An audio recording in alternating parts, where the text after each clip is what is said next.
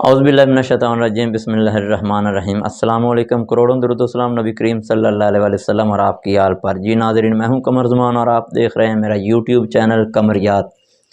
मशवरा करना नबी करीम सल्लल्लाहु अलैहि वसल्लम की सुन्नत है, मशवरे में बरकत है और मशवरा देना एक अमानत है।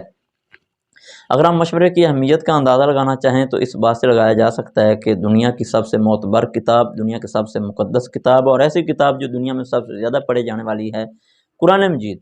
उसमें अल्लाह ताला ने बाकायदा एक सूरह नाज़िल फरमाई जिसका नाम है सूरह शूरा। जब कुरान मजीद में सूरह शूरा के नाम से एक सूरह शामिल है तो इससे ये साबित होता है कि मशवरा करना बहुत ज़्यादा ज़रूरी है और ख़ास तौर पे उन लोगों के लिए मशवरा करना इंतहाई ज़रूरी है जो मुसलमान हैं, जिनका कुरान मजीद पे कामल ईमान है। जब ये साबित हो गया कि मशवरा करना इंतहाई ज़रूरी है, कुरान मजीद में इसकी अहमियत को बहुत ज़्यादा उजागर किया गया, फिर अगला मरला ये होता है कि मशवरा किससे किया जाए। आप कोई कंपनी का मालिक है, किसी इदारे का सरबराह है या किसी मुल्क का सरबराह है, वो अक्ल कुल तो है नहीं।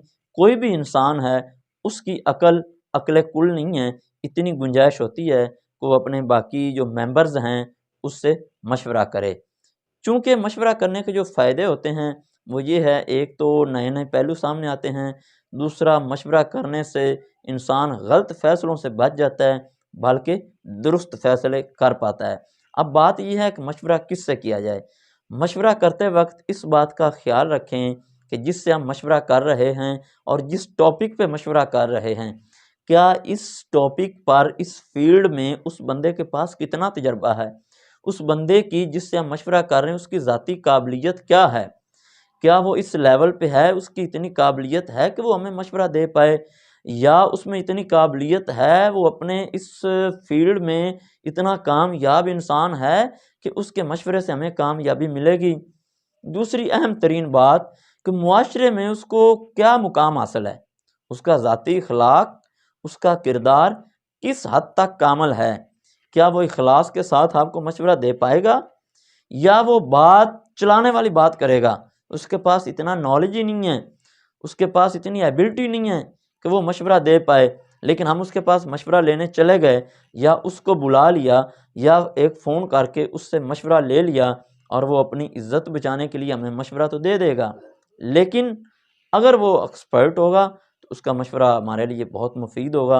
अगर खुदा न खास्ता वो बंदा इस लेवल पे नहीं होगा और हम बिला वजह उस पे अपनी ये एक मर्ज़ी ठोंस दें और उससे मशवरा लेना चाहें तो फिर हमारे लिए मशवरा नुकसानदेह भी हो सकता है। मशवरा देने वाला बिल्कुल मुखलस होना चाहिए और उसकी काबिलियत को हर सूरत परखना चाहिए। हमारे मुआशरे में जो अलमिया है, जिस किस्म के मशवरा देने वाले लोग हैं, उसकी 2-3 मिसालें मैं आपको देता हूँ, 2-3 किस्में आपके सामने रखता हूँ। नंबर 1 तो ऐसे लोग हैं जो मशवरा देते वक़्त एक ही बात ज़हन में रखते हैं कि मैंने जिस शख्स को मशवरा देना है उसको अल्लाह की रज़ा के लिए मशवरा देना है, ताकि मेरे दिए हुए मशवरे के साथ अगर वो कामयाब होता है तो मुझ पे मेरा अल्लाह राज़ी हो जाए। क्यों? क्योंकि ये एक अमानत है। जब आप मशवरे को अमानत समझ कर किसी को देंगे तो आप बिल्कुल खालिस नीयत के साथ और अल्लाह की रज़ा हासिल करने के लिए मशवरा देंगे और उस मशवरे में बरकत भी होगी। दूसरी किस्म लोगों की है जो मशवरा देते वक़्त ये बात ज़हन में रखते हैं कि जिसको मैं मशवरा दे रहा हूँ उसका तो फ़ायदा हो ही, लेकिन साथ मेरा फ़ायदा भी हो। जब इंसान दूसरे को मशवरा देते वक़्त ये ज़हन में रखता है कि साथ मेरा फ़ायदा भी हो, तब उसके अंदर लालच और ख़ुदगर्ज़ी आ जाती है। तब उस मशवरे में वो बरकत नहीं रहती जो एक इखलास के साथ दिए गए मशवरे में होती है, या जो मुखलस बंदा अपने मकासद को ख़त्म करके सिर्फ़ अल्लाह की रज़ा के लिए देता है, उसमें बरकत होती है। अब तीसरी किस्म जो है वो इंतहाई ख़तरनाक है, उससे बिल्कुल हमें बचना चाहिए कि ऐसे लोग भी पाए जाते हैं मुआशरे में जो किसी को मशवरा देते वक़्त सिर्फ़ एक ही बात ज़हन में रखते हैं कि जिसको मैं मशवरा दे रहा हूँ उसका फ़ायदा हो या ना हो, वो जाए पहाड़ में, मैं इसको ऐसा मशवरा दूँ कि मेरा फ़ायदा हो जाए। बल्कि वो लोग इसको गनीमत जानते हैं, ऐसे मौके को गनीमत समझते हैं कि ये बंदा मेरे पास मशवरा लेने के लिए आ गया है, या इसने मुझे मशवरा लेने के लिए बुला लिया है, या इसने मुझे फ़ोन कर दिया है। तो अब ये बात है मुझ पर, मैं इसको ऐसा मशवरा दूं कि ये कामयाब हो या ना हो, इसका फ़ायदा हो या ना हो, लेकिन मेरा फ़ायदा हर सूरत होना चाहिए। जब मशवरा देने वाला सिर्फ़ और सिर्फ अपने फ़ायदे का सोचना शुरू कर दे, तो तब समझ लें कि उस मशवरे में बिल्कुल तबाही और बर्बादी है। अब ये कैसे समझा जाए कि जिसने मशवरा दिया है उसने इखलास से दिया है, अपना और दूसरे का फ़ायदा ज़हन में रख कर दिया है, या सिर्फ़ अपना ही फ़ायदा सोचा है। उसके लिए वही बात उस इंसान का माज़ी, उसकी काबिलियत और उसका इखलास देखा जाता है। तब इंसान को इस बात का अंदाज़ा हो जाता है कि ये बंदा किस हद तक इंसानों के साथ, अपने मुआशरे में, अपने बाकी लोगों के साथ मुखलस है, या इसने पहले कितने लोगों को मशवरा दिया है जिससे लोग कामयाब हुए हैं। अब एक छोटी सी मिसाल के साथ मैं इसकी वजाहत करना चाहूँगा कि एक इंतहाई मशहूर बादशाह हुए हैं।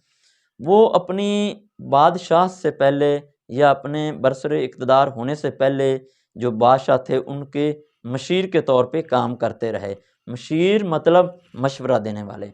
अब जब तक वो मशीर रहे और उनसे पहले दूसरे लोग बादशाह रहे, तब तक हुकूमती अमूर इंतहाई अहसन तरीके से चलते रहे। जो इंतज़ामी मामलात थे वो बहुत कामयाब रहे और हुकूमतें बहुत अच्छी रहीं। अब वक्त आ गया उन पे कि वो बादशाह बन गए। पहले वो मशीर थे, मशवरा देते थे बादशाहों को, अब वो खुद बादशाह हैं। अब जब उन्होंने मनसब संभाला तो हुकूमत डामाडोल होना शुरू हो गई, हुकूमत डगमगा गई। पहले वो सिर्फ मशीर थे और हुकूमत कामयाब चलती रही। अब वो क्या हैं, खुद बादशाह हैं। अब हुकूमत ठीक तरीके से नहीं चल रही। अब उनसे उनके मशीर ने एक सवाल किया। मशीर ने पूछा कि जनाब पहले आप बादशाह तो नहीं थे, आप सिर्फ मशीर थे। बादशाह आपसे पहले लोग थे और उनकी हुकूमतें बहुत कामयाब चलती रही हैं। अब आप खुद बादशाह हैं और आपकी हुकूमत नाकाम हो रही है। तब उस बादशाह ने इंतहाई तारीखी अल्फाज में जवाब दिया जो सुनहरी रूप में लिखने के काबिल है। उस बादशाह ने कहा कि तब मशीर मुझ जैसे थे, अब मशीर तुझ जैसे हैं। ये होती है नाजरीन मशीर की अहमियत। अब बदकिस्मती से हमारे मुआशरे में और बिलखसूस हमारे मुल्क पाकिस्तान में भी कुछ यही अलमिया चल रहा है कि जो मशीर होते हैं उनका यही टारगेट है कि निज़ाम चले या ना चले, हमारा फ़ायदा चलता रहे, हमारा पेट भरता रहे। जब इस किस्म के मशीर तैनात हो जाते हैं, इस किस्म के मशीर मिलना शुरू हो जाते हैं, तब इदारा हो, कंपनी हो या हुकूमती मामलात हों, उनमें तबाही और बर्बादी होती है। ये मेरा एक ऐसे समझें कि बहुत तल्ख़ तजर्बा है और मैं इस वीडियो के ज़रिए ये पैगाम देना चाहता हूँ उन लोगों के लिए कि जिनको अल्लाह ताला ने ये मौका दिया है कि वो किसी इदारे के सरबराह हैं, किसी कंपनी के सरबराह हैं या हुकूमती मामलात में उनके पास ओहदे हैं, तो वो अपने मशीरों का इंतखाब करते हुए इस बात को यकीनी बनाएं कि उनका तजर्बा क्या है, उनकी एबिलिटी क्या है, उनका मुआशरे में चाल चलन कैसा है, उनका किरदार कैसा है। वरना ये बात लिखने के काबिल है कि आप जितने भी एक्सपर्ट हैं, आप जितने भी कामयाब तरीन इंसान हैं, अगर आपको मशीर मुफाद परस्त मिल गए, अगर आपको मशीर खुद गर्ज मिल गए, या आपको मशीर ऐसे मिल गए कि जिनका उस शोबे में कोई तजर्बा नहीं है, वो एक्सपर्ट नहीं है, तो उनके मशवरे आपको बजाय ऊपर ले जाने के आपको नीचे ले जाएंगे। और एक दिन आपकी ज़िंदगी में आएगा कि वो आपको नाकाम करके आपकी नाकामी के तमाम तर असबाब, इंतहाई तल्ख़ बात है कि आपको नाकाम करके आपकी नाकामी के तमाम तर असबाब आप पर ही डाल देंगे और अपने आप को बड़ी ज़िम्मा समझेंगे।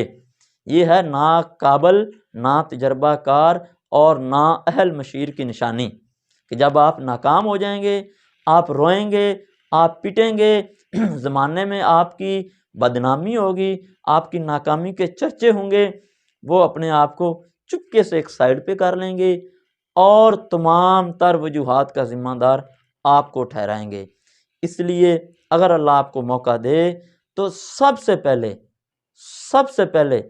अपने मशीर अच्छे चुने ताकि अल्लाह ताला आपको कामयाबी अता करे। जी नाज़रीन, मिलते हैं इंशाल्लाह नेक्स्ट वीडियो में एक नए पैगाम के साथ। तब तक के लिए इजाज़त दीजिए।